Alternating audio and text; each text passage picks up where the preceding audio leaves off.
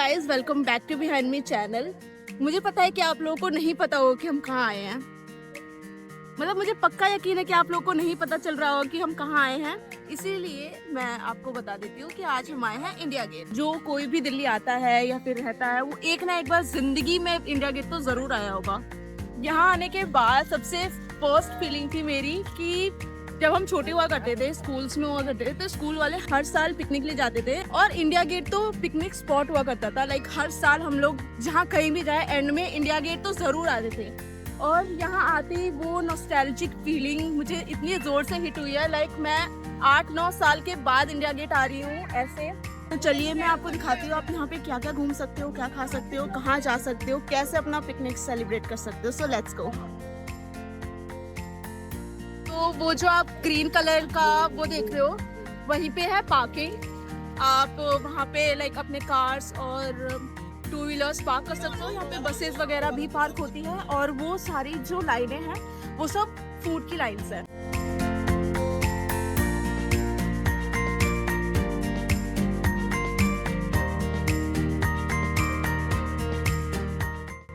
तो ये पूरा पार्क है, यहाँ पे पिकनिक वगैरह भी होती है, बट अभी फिलहाल इस पार्क में एंट्री अलाउड नहीं है, तो हम सिर्फ पाथवेज पे ही चल सकते हैं। एंड इसी पार्क के सामने ये जो है यहाँ से ही इंडिया गेट की एंट्री स्टार्ट होती है और शायद अंडरग्राउंड जाके इंडिया गेट में एंट्री मिलती है यहाँ से।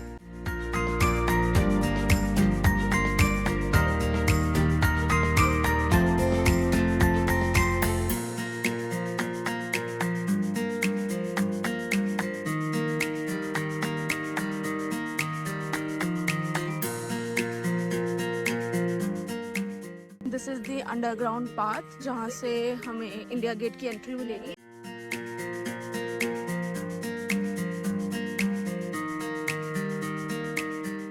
Before we actually enter India Gate, let's pause for a moment and understand why this monument exists. This isn't just a popular landmark in Delhi.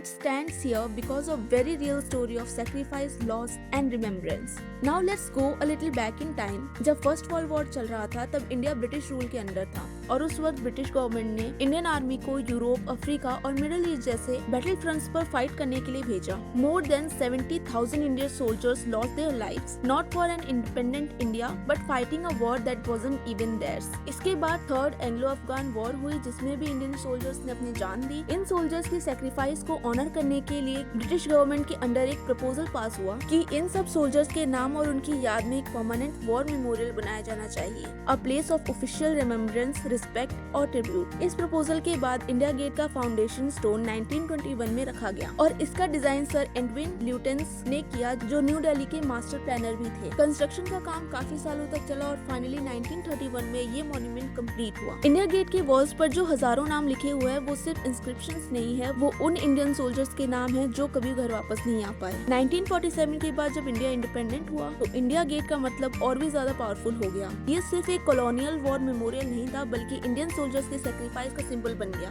1971 के इंडिया पाकिस्तान वॉर के बाद यहीं पर अमर जवान ज्योति इंस्टॉल की गई, एक इटर्नल फ्लेम जो 24/7 जलती रही। और आज के टाइम में यहाँ का लैंडस्केप काफी चेंज हो चुका है। अमर जवान ज्योति को नेशनल वॉर मेमोरियल के साथ मर्ज कर दिया गया है, जिसके बारे में हम इस सीरीज में डिटेल में बात करेंगे। So keep watching. Let's begin and let me show you how this monument looks today.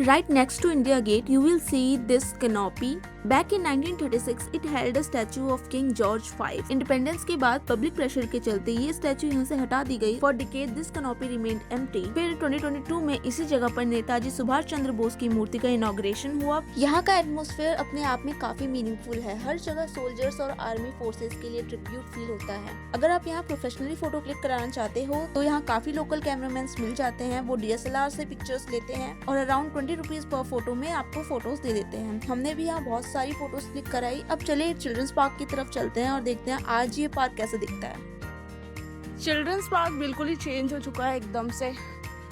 Like जब मैं लास्ट आई थी ऐसा बिल्कुल भी चिल्ड्रंस पार्क नहीं था, बहुत ज़्यादा रेनोवेट हो चुका है। लाइक बहुत ज़्यादा सुंदर, like in a good way change हो चुका है।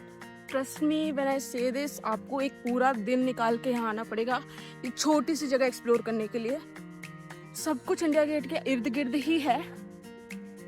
द थिंग इज, बिना बच्चों के आप चिल्ड्रंस पार्क में एंट्री नहीं ले सकते।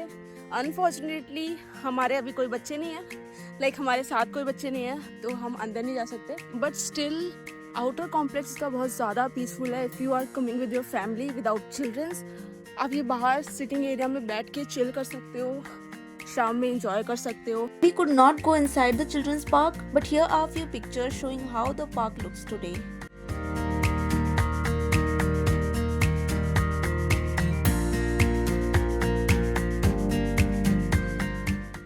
So that is it for this part. अभी हम सेकेंड पार्ट में और भी चीज़ें एक्सप्लोर करेंगे। यहाँ पे और भी चीज़ें हैं बहुत ही ज़्यादा पीसफुल और बहुत ज़्यादा अच्छी। Before ending this vlog, let me show you a small market near Kartavya Path Park where you can sit, relax and grab something to eat. As you enter this area, you will notice several sketch artists making live sketches of people. If you are interested, you can go grab one for yourself as well. We started with masala sweet corn for around 50 rupees and it tasted really good. After that, we tried veg momo for 70 rupees and paneer momo for 80. The veg momos were amazing while the paneer ones were just okayish.